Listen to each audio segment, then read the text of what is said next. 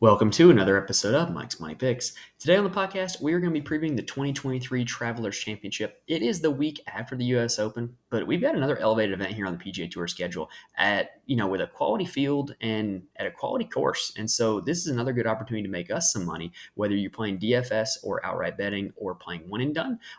We've got you covered here on this podcast today. We're going to break down all three of those components in under 30 minutes or less, guaranteed. You will not find a more comprehensive preview in under 30 minutes. We're going to break down the course itself and how you can win here in Cromwell, Connecticut.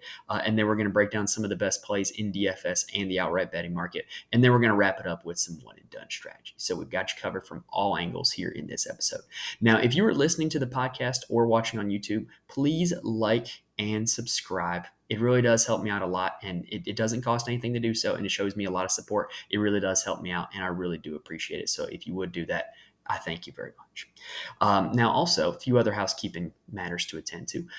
If you are playing on Underdog Fantasy, I will be posting my picks on Underdog for some of their pick'ems later on in the week on my Twitter page at Mike's Money Picks. So follow me on there if you want to see those. If you've never played on Underdog before, use promo code MConley88 when you make your first deposit, and you'll have your first deposit matched up to $100. It's basically free money. It is in the YouTube video, so you can see it. It is also pinned to my Twitter profile if you would rather just copy and paste it from there. That works also. Now, before we get to the preview, don't start your 30-minute timer just yet. We got to talk a little bit about the U.S. Open because it was kind of a big week in golf last week. And it was a U.S. Open that I personally enjoyed. There's been a lot of criticism out there of Los Angeles Country Club. And I kind of like the course. It was a lot of interesting golf holes that made for some quality shots. I thought 6 was excellent. I thought the short par 315 was pretty cool. I know those got all the love in the broadcast, but I really like 3 and 12 as well. Just in terms of you had to end up on the correct area of the green if you wanted to make birdie, or if you missed the green, you had to miss it to the right side if you wanted to get up and down. And I personally don't care what the winning score of a U.S. Open is. I know a lot of people prefer to see a more difficult golf course, but I really don't care. I think the concept of par is something that doesn't really matter for my enjoyment. One thing that drives me crazy is when there's courses where you watch them on TV and they're like, oh, it's a par 5 for the members, but it's playing as a par 4 today. Why?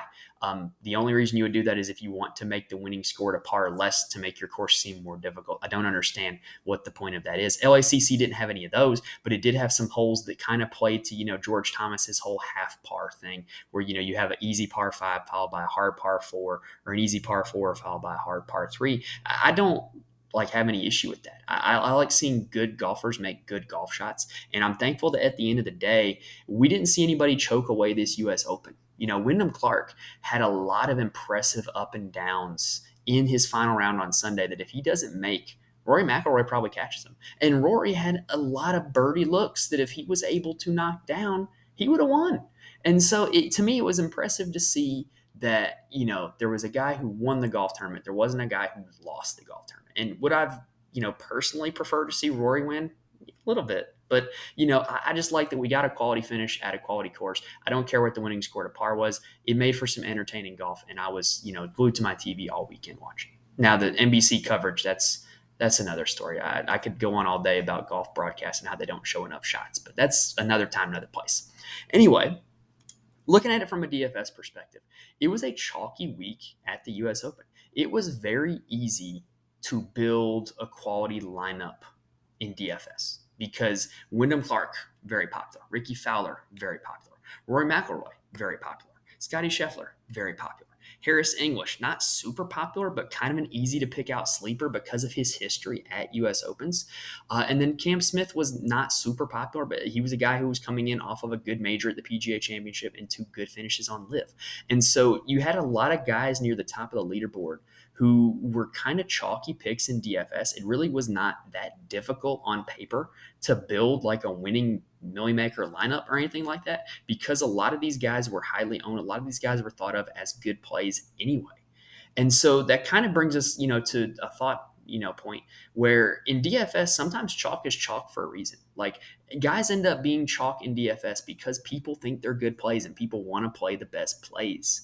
And so that's what you kind of had here at the U.S. Open, was a lot of guys who people thought were going to be good plays, whether, it was Scotty and Rory who just, they're two of the best players in the world, or whether it was Wyndham Clark or Ricky Fowler, who seemed like misprices heading into the event. People thought they were going to be good plays, and they ended up being good plays. And so, kind of you end up with a scenario where, yeah, chalk is chalk. Sometimes you want to avoid all the chalk, for ownership purposes, but sometimes the best plays are the best plays. And on the other hand, if you had played chalky Justin Rose, you would have been super disappointed. I had Justin Rose in a few of my lineups. I had Mito Pereira in a few of my lineups, and I was disappointed with that. So, it's all about finding the right chalk, finding the right balance between getting the best plays and getting that ownership leverage if you want to win in DFS. All right, now you can go ahead and set that 30-minute timers. Let's go ahead and start this preview by breaking down the course itself. All right, so the Travelers Championship is played at TPC River HIghlands, which is in Cromwell, Connecticut, which, side note, just sounds like old money New England to me, but anyway, that's beside the point. So it's been played at this course for about the last decade and a half. It is one of the nicer courses on the PGA Tour. Like, it does make for some good visuals, and it will look good on television. And it's also a pretty well-attended event by fans. It's not quite TPC Scottsdale, but it is up there in terms of the fan attendance year in and year out.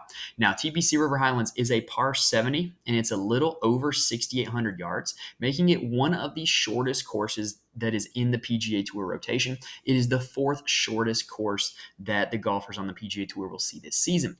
The fairways themselves are actually pretty narrow as well. It's got the 10th narrowest fairways and then the 6th smallest greens on the PGA Tour, and they are bent grass greens with a little bit of a POA blend. So basically what that means is that distance is not this course's defense. Its defense is the tight fairways and the small greens that are going to force players to hit accurate, controlled shots if they want to be able to score well here at this course. Now, the winning score here, this is not a difficult course by any means, but so the winning score here ends up usually being in the teens, somewhere in between minus 11 to minus 19 was as low as it got last year. The average is about minus 14 in that regard. Now, it is also notable that this is a Pete Dye design. So a lot of features that are kind of known on Pete Dye courses get used here. It does feature some dog legs. It does feature some line of sights where you can't really see the pin from the tee, stuff like that Pete Dye likes to do a lot. But it is pretty straightforward for the most part, a little more so straightforward than a lot of other Pete Dye designs. Now, if you look at the scorecard, the thing that immediately stands out is the par 4s at this course. There are 8 of them that are between 400 and 450 yards, meaning when the long hitters of the PGA Tour play these holes, they turn into driver wedge holes. There's not a whole lot of holes at this course where you're going to see guys without driver in their hand because there's not a whole lot of forced layups. There's not a whole lot of extreme dog legs. So a lot of guys are going to be hitting driver off the tee, and on these holes where they're 400 to 450, they're going to be driver wedge. Now, course history here at this course tends to be pretty predictive. There seems to be like a knack, shall you say, for playing this course pretty well. And so if you look at course history here, you definitely see a lot of guys who play well time in and time again, right? Bubba Watson is probably the best example of this. Bubba Watson won at this course here 3 times before he made the jump to live. And then also another thing that's notable is in 2019, this event moved in the schedule to being directly after the U.S. Open. In 2020, that was not the case because the 2020 U.S. Open was played in September. But in 2019, 21, and 2022, when this event was played right after the U.S. Open, the guys who won here at this tournament played well in the U.S. Open the week before. In 2019, Chez Reavie was 3rd at Pebble Beach at the U.S. Open before winning here. In 2021, Harris English was 3rd at the U.S. Open at Torrey Pines before winning here. And then in 2022, Xander Schauffele had a top 15 finish at the U.S. Open before finishing here. So that is just a little bit of a trend. So you might want to look to guys who did play well last week at the U.S. Open. Now, also, one thing you also notice is that but with the nature of the PGA Tour schedule changing this season, this hasn't always been an elevated event. So this has been an event where guys see it on the schedule and they can either choose to come to this event or they can choose to skip it, right? And so it kind of begs the question when you see guys who haven't played this event a whole lot, like a John Rahm who's played it once, or a Hideki Matsuyama who has never played it, or trying to think of any other example. Some of these other guys are kind of newcomers or international guys. Matt Kuchar has never played this event. So, it kind of begs the question, like, why have you not played here? Do you think that it doesn't suit your skill set? Do you think that, it's just at a bad time in the schedule? I don't know. I don't know how to answer those questions for those guys, but it is just worth noting that this is an event where some guys have just chosen to not really play this event a whole lot. Now, in terms of comp courses to TPC River Highlands, I think that there's a lot of crossover success when you look at some of the winners here with Copperhead, home of the Valspar Championship, and Colonial Country Club, home of the Charles Schwab Challenge. I think those are two where you see a lot of the similar winners. Jordan Spieth has won here at Travelers. He's won at Copperhead. He's won at Colonial. And then Jason Kokrak tend to play well at all three of those places.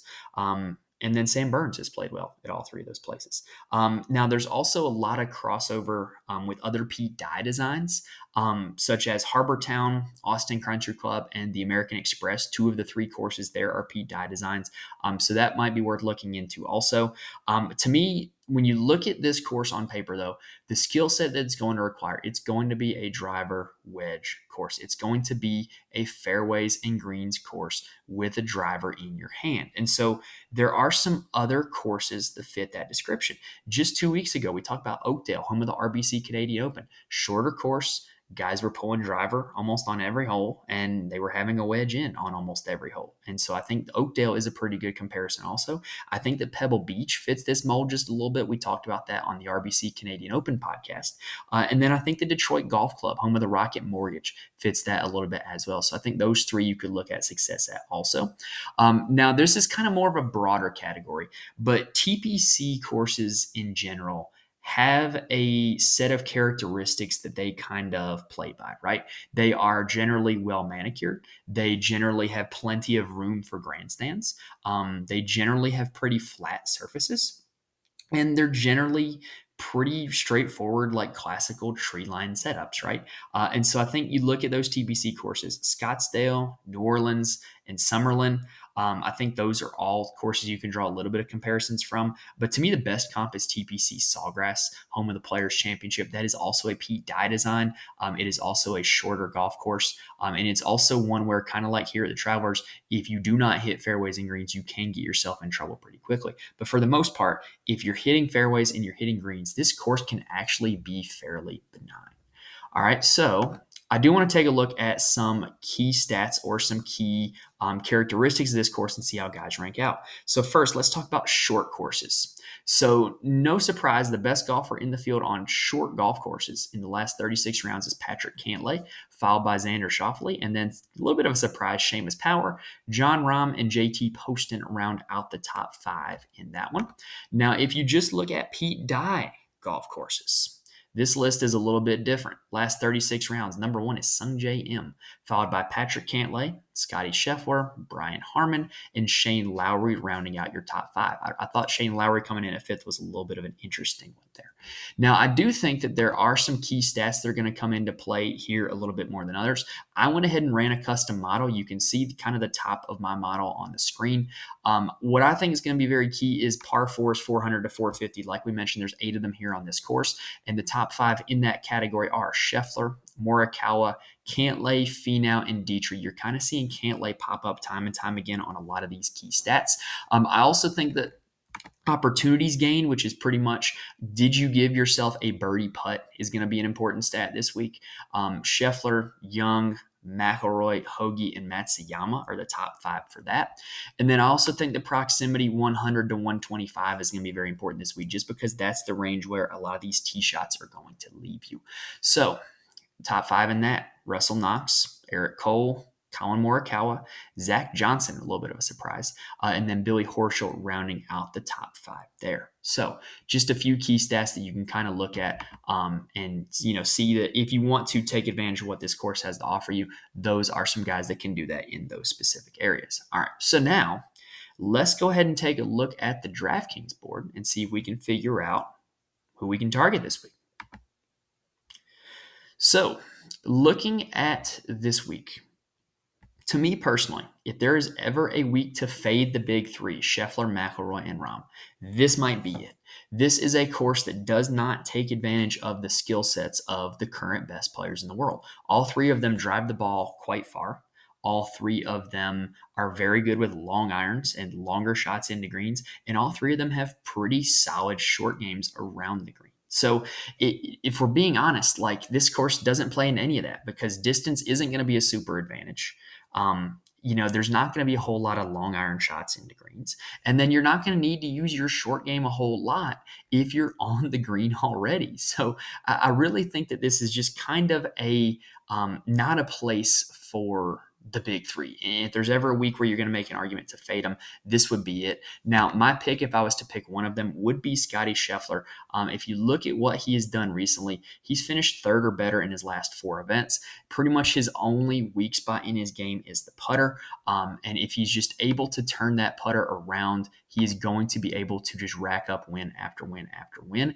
And he also has wins, or 4 total wins, I should say, at that list of comp courses that I had also. Now, if you're looking at it also, Rahm is probably going to be the least owned of the big three. He hasn't played as well recently. He hasn't played as well at some of the comp courses as Rory and Scheffler. So I do think that Rahm might be a guy who you can play a little bit of an ownership leverage game for. Now, Xander and Cantlay are both going to be popular, right? If you look at what Xander has done, Xander has played extremely well in U.S. Opens, year in, year out. That's not a shocker. But Xander also won this tournament last year. And that is going to be a big factor into, I think a lot of people are going to play Xander Schauffele on DraftKings this week. Now, Patrick Cantlay, on the other hand, has 5 straight top 15 finishes here. Now, he's never finished in the top 10 in any of those 5 appearances, but I mean, that's worth something, right? 5 straight top 15 appearances. You got to figure that with his game being in a really good spot, he kind of just backdoored his way into another good finish at a major. With his game being in a good spot, I do think that a lot of people are going to be playing Patrick Cantlay. Now, if you're looking for a little bit of ownership leverage, I do think Victor Hovland might provide you a little bit of that. And he does have a decent history here with a T11 and a T54. And then Tony Finau, I think, is probably going to be a little bit under-owned as well. 3 missed cuts and a T13 here. And he popped up on a lot of important stats. He's really good with his approach game right now. And he is a guy who can get hot off the tee and with the putter. So I do think this sets up well for both Hovland and Finau if you're looking to get away from Schauffele and Cantlay. Now, Morikawa is an interesting one. Morikawa on paper, this course should set up really well for. He is not very long off the tee. He is accurate, and he is elite with his irons. And if you look at what he's been doing recently, he has brought back his elite iron play. He's gained at least 3 strokes on approach in, that is, 7 straight tournaments, assuming that he did it at the Masters. So I really think that, this is a place that sets up well for Fowler. I think approach is probably going to be the key area this week that guys are going to need to gain strokes from if they want to separate themselves from the pack. So I'm a big proponent of Colin Morikawa this week. Now, the bottom of the 9K range, you got Fleetwood, Clark, and Fowler. And I'm not going to lie to y'all, I'm kind of good with fading all 3 of them this week. I think they're all 3 going to come in super popular. Fowler, with what he just showed last week at the U.S. Open in his general recent form coming in. Ricky's playing some really good golf right now. T5 at the U.S. Open, T9 at the Memorial, T6 at the Charles Schwab. Ricky's in a really good spot. And then you look at Tommy Fleetwood with his impressive run at the Canadian Open and his impressive Sunday at the U.S. Open. People are going to be all back on Fleetwood, right? So I think ownership's going to be super high on those 2 guys. Wyndham Clark, I don't know what the ownership is, but I do know that I'm good for a week on Wyndham Clark. Congrats on your major win. Go live it up. Go enjoy it. I'll be back next week, Wyndham. All right? Because if you look at what he did last time after he won at the Wells Fargo and immediately missed the cut pretty ugly at the PGA Championship. And so I'm kind of good on that. I'm not saying he's going to come to Travelers and miss the cut, but what I am saying is it's going to be an emotional week. He's going to have a lot going on this week, and he's got to travel all the way across the country from California to Connecticut. So, Wyndham, I'll catch back up with you another time. I'm good on this week, buddy. You enjoy your U.S. Open. Now, at the top of the 8K range are also some guys that I'm fading. Miss me with Fitzpatrick, miss me with Homa, miss me with Justin Thomas, miss me with Sungjae. Fitzpatrick, just been super unpredictable. Homa, another guy, not greatest run of form recently. Justin Thomas, terrible run of form recently. He's playing some of the worst golf of his recent career, if we're being honest. And then Sung J M, not great recent form as well. Now, if you want to be early on any of these four guys, I don't think the ownership is going to be very high on them, but I just don't think with what they've shown recently coming in, I just don't think there's a lot there to bank on. If you want to try to pick them this week and try to be early on them because you think you have an ownership leverage advantage, go for it. But it will not be me doing that this week. Now, a guy that I do like a lot is Hideki Matsuyama. He's been doing a lot of good things recently, even though he doesn't have a whole lot of history here at the Travelers. In fact, he doesn't have any history here at the Travelers. But if you look at what he's been doing, he has been really good on approach. He has been really good around the green. And his putter has been pretty much hit or miss. And if that putter hits like it did at Memorial, like it did at the Masters, he gives you a really good finish. And even at the PGA Championship and the US Open, when the putter was really bad, he still turned in a pretty solid performance. So I think that Hideki's doing a lot of good things. If we can just get a good putting week out of Hideki, this could be his week. If I'm being totally honest in how I'm building my lineups this week, I'm probably starting up top with one of the big guys, probably Xander or Cantlay, maybe even a Hovland or a Finau if I'm feeling frisky. And then going down and scooping up Hideki here, 8,600. Fading Young and Day. Even though Day does have great history here, he has 3 top 12s here. Just wanted to mention that. But I'm probably fading those two. And then I'm probably getting at least one guy from this next low range, the bottom of the 8K range. So Sahith Theegala, runner-up here last year, tends to play pretty well at TPC courses. So I do like how this sets up for Sahith. And then Shane Lowry, he popped up for being great at the Pete Dye courses. He's playing some pretty good golf if we're looking at it recently. Pretty much making all of the cuts, turning in solid performances at only $8,200. We'd be okay with any of his recent finishes. And then Tom Kim.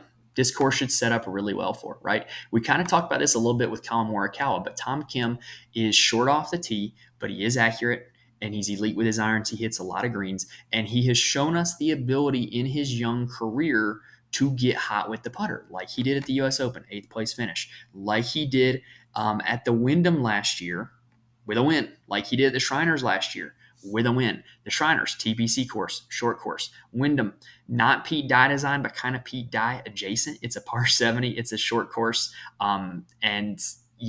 won both those events. So I really like everything that shapes up for Tom Kim this week. I like how he found his iron game back at the U.S. Open last week.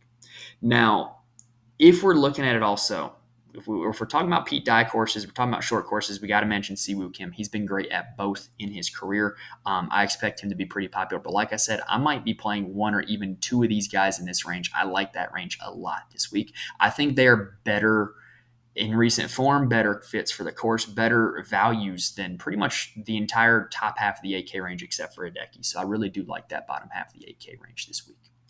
Now, looking down the board, Russell Henley, I expect to be pretty chalky. You look at his tournament history, he's got 2 top 20 finishes here as well as a T32. I expect him to be popular. I think he's a solid play, but just note coming in that he's going to have a lot of ownership. Now, Minwoo Lee and Harris English, I'm kind of fine with playing either of those guys coming in off of good finishes at the U.S. Open. We talked about earlier how good finishes off the U.S. Open, for whatever reason, tend to end up pretty well here. But the guy I like in this range that's going to go under-owned, because I think all three of those guys will be pretty popular, is Keegan Bradley. So Keegan Bradley always plays well in the Northeast. And then if you look at his history here at Travelers, he has 2 top 20 finishes in the last 5 years. Now, he does have 2 missed cuts, but I just generally like Keegan Bradley in the Northeastern United States. So I do think he makes for a solid play. Now, Denny McCarthy is a guy who should fit this course well, but this course history just seems weird to me. I don't get it. I don't know what goes on with Denny, but he's got a withdrawal, 2 missed cuts, a T73 and a T47 in his last 5 appearances here. That is not good. So I'm probably going to pass on Denny, even though long-term I do like Denny at short courses. I do like Denny at small greens. I don't know, for whatever reason, it just hasn't been there for Denny at this course. So probably not going to get the Denny this week. Now, the opposite of that, Brian Harman. Brian Harman, in terms of guys who are in this field, so not counting Spieth, not counting Bubba Watson, not counting Dustin Johnson, he is Mr. TPC River Highlands. 4 top 10 finishes in the last 5 years, 4 top 8 finishes in the last 5 years, even. Now, keep in mind, everybody else has access to that information. So he's probably going to be pretty popular, but I do think he makes for pretty good play. Like we talked about earlier with the US Open, sometimes the popular plays are the good plays, right? So I wouldn't play all of the guys that I've said are going to be highly owned, but Brian Harman is definitely an option if you are leaning on the course history. Now, I do want to mention 2 guys kind of together, and that is Ludwig Aberg and Sam Bennett. Almost called him Sam Stevens. Sam Bennett and Ludwig Aberg. So both of them are recently promoted to professional, coming off of playing college golf, right? And I think it's quite possible that in our limited sample size we have of them, I think they're just better than their price tags. Like Ludwig Aberg hits the ball a mile, and we saw at the RBC Canadian Open 2 weeks ago, he turned in a 25th place finish, and he gained strokes in every category except for the putter. So I just think that, both of these guys, Sam Bennett also having a pretty solid performance at the US Open, even though his Saturday kind of threw it away. I just think that both of these guys might actually be better than what their current price tag is. And I really think that they're worth going back to the well until we kind of know how good they actually are, right? Now, looking at the bottom half of the 7K range, I do like both Austin Eckroat and Eric Cole. They're both playing like really good golf, really good form coming in. Especially Eric Cole, you look at the short courses like the RBC Canadian Open, he did have a T6 there. And then Austin Eckroat kind of backdooring his way to a top 10 at the US Open. But I think they're both going to be popular. So I probably wouldn't play both of them together. I'd probably play one of them, but I do think that they're some of the better plays here at the bottom half of the 7K range. Now, if you're looking for guys who are playing well at the bottom half of the 7K, who I don't expect to be very popular, there is Justin Suh, who's at 7,200, having some good recent finishes coming in. Including 27th at the US Open, 16th at the Charles Schwab. That's a short course. 6th at the Players earlier this year. That is another short course. That was one of my comp courses. So I think Justin Suh, he's been really solid with the putter. He's been pretty solid tee to green, honestly. I think he's a pretty solid play this week there at $7,200. And then I also like Andrew Putnam in this range. He's a guy who we played a lot at the start of the year, who was really good at short courses. Really good with the putter, really good on approach. And I think that's kind of the skill set that he could lean on this week if he wants to win. If you're looking at his track record at short courses, you got 21st at the RSM, 4th at the Sony Open, 36th at the American Express. That's just, and 29th at the Charles Schwab last month. So I just think that's a great track record on short courses. I really do like Andrew Putnam's skill set this week. Now, continuing down the board a little bit further, we got Will Gordon, who kind of randomly and early in his young career finished T3 here in 2020. That is worth mentioning, considering course history here is pretty sticky. I don't think this course exactly fits his skill set because he is really good off the tee. He really does bomb it out there, and he actually doesn't play super well at easy courses. But if you look at what he's doing ball striking right now, he's been pretty solid. Like he gained almost 9 strokes on approach in the RBC Canadian Open 2 weeks ago. Gained 4.2 off the tee as well. So I do think that Will Gordon does have a pretty high ceiling here and does have a path where he could lead you to a really good finish.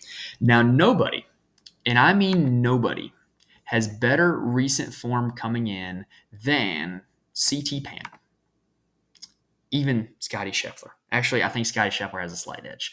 But CT Pan finished 3rd at the RBC Canadian Open and 4th at the Byron Nelson. I'm willing to go back to him for that reason. I just think he's got it figured out right now. Whatever it is, he's making a lot of birdies. He's had a lot of great weeks on approach. I'm willing to go back to CT Pan. Now, looking down here at 7K and below, it gets kind of tough. There's just not as many rock solid great plays, right? Nate Lashley, I think, is one of them. He's a guy who has pretty good run at a lot of my comp courses. He has a win at Detroit Golf Club. He's played well at Pebble Beach. He's played well at short courses recently with 17th at the RBC Canadian Open. So I do think Nate Lashley is worth a mention. Mark Hubbard. is going to be your 6K chalk this week. He is playing some great golf right now. He's in the midst of a really good run, 6th at the Canadian Open, 30th at the Memorial, 9th at the Charles Schwab. And you look at it in general, too, he's just playing really well at short courses. And he's also played pretty well here at TPC River HIghlands, T46, T13, and T37 in the last 3 years. So Mark Hubbard, definitely going to be popular this week, but he is, probably going to be the preferred value bargain play in the 6K range, but it's for good reason. He's playing really well and he's got really good history here. Now, Lee Hodges is a guy who finished T25 here last year. He's got some really good recent form coming in if you look at his recent finishes. In fact, those are 25th at the RBC Canadian Open, 12th at the Memorial, and then 29th at the Charles Schwab Challenge. So you do have a good run of recent form for Lee Hodges. And then Doug Gim is one of my bargain favorites, if I'm being honest. I don't expect him to be as popular as the other two, but he's coming in off of 3 straight top 30 finishes. And you look at his track record, he seems to do pretty well with these short courses. He also seems to have figured it out recently. Earlier in the calendar year, he was missing every cut, and now he's put it together for 3 straight top 30 finishes. People have kind of forgotten about Doug Gim, but when they were both at Texas, Doug Gim was thought to be the better prospect than Scottie Scheffler, which is kind of wild to think about, but it is true. And so Doug Gim is one of my favorite value plays of the week. Now, looking further down the board, like I said, it gets really hard to spot for values. Michael Thor Bjornsson was an amateur when he played here last year and finished T4. That's probably the only reason he's sitting here at $6,800 on DraftKings as opposed to a flat $6,000. Mackenzie Hughes has a pretty good run of history here. If you look at it, he's made the cut in each of the last 5 years. You do have a winner here down at $6,700. That is Chez Reavie. He won back in 2019. Hasn't missed the cut since then. So I do think that is worth mentioning also. But other than that, there's just not a whole lot of else that you can bank on in the 6K range. Tyler Duncan sitting at $6,300 has not missed a cut here in the last 5 editions. That is worth mentioning. And then Kevin Tway had 2 top 10s here earlier in his career. That is worth mentioning also. But I'm probably not going to get down that far to any of those guys, if I'm being honest. I just wanted to mention it in case that was a direction either of you guys wanted to go. So let's go ahead, and that does it for the DFS preview. Let's go ahead and take a quick breather, and then let's talk some one and done strategy. All right, so let's talk one and done for a quick second here. So if you're looking at the betting board, clearly the 3 top names are going to be the big 3, Scheffler, Rahm, and McIlroy, right? But like I said earlier, I think this is as good of a week as ever to go ahead and fade those big 3. I just think that this is a course where they're not really going to be able to take advantage of their skill set. If you have Scheffler, Rahm, or McIlroy available in your one and done, then congratulations. That's impressive restraint to still have those 3 available. But I would probably save them for either the Open Championship or you have the FedEx Cup playoff events. You also have an elevated event at the Scottish Open. There's just plenty of options that you can get either of those 3 guys into your one and done somewhere else where they're more able to take advantage of what they do well. So I'm probably fading those 3 this week in one and done, and probably would not advise betting them outright either. Now, Cantlay and Schauffele are 2 guys who you can kind of play at any course in a one and done, but there's not really a whole lot of natural homes for them on the schedule that is left. Cantlay, obviously back-to-back champion of the BMW. That's probably where you would save him for. Schauffele, defending champion of the Scottish Open. That's probably what you would save him for. But with both of their history at this event, like we talked about earlier, I'm fine with deploying both of them, or either of them in this event, I should say. This is an elevated event. And so you are going to get an elevated purse. And so you do kind of want to play one of the big dogs. There's not a whole lot of elevated events left on the schedule, but I would prefer to play a big dog who's not one of the biggest dogs, I guess it would be my way of wording it. I probably am not going to play one of the big 3, but I don't have a problem going Cantlay or Schauffele. I think Hovland, Finau, Morikawa are in that category as well. Really looking at Colin Morikawa, I really don't think there's a natural home for him in the rest of the schedule for a one and done. So Colin Morikawa is probably going to end up being my pick for one and dones this week. I don't necessarily see there being a whole lot of chalk in one and dones this week. I think the chalk probably ends up being Cantlay and Schauffele, if I'm being honest. So if you're looking to gain ground in your one and done, you can look a little further down the board. I think Tommy Fleetwood is a nice little under the radar play. I would probably not play Wyndham Clark coming off of his win. Siwoo is not a bad play. Russell Henley is not a bad play. A guy that a lot of people probably have left, though I think is a really good play, would be Hideki Matsuyama. Again, he's another guy where really a natural home in the rest of the schedule for Hideki, but he's playing some good golf. If he can just flip the putter around, I think this could be a really good week for Hideki. So that's probably as far down the board as I would go for this week. Remember, this is a elevated event, so this is an elevated purse. If you wanted to be super, super different, you can go down here. You got Harris English. You got Minwoo Lee. Harris English has won this event. Minwoo Lee coming off of the good finish at the U.S. Open and also with the good finish earlier in the year at the Players. Those are probably the last two Super Bowl picks that I would consider.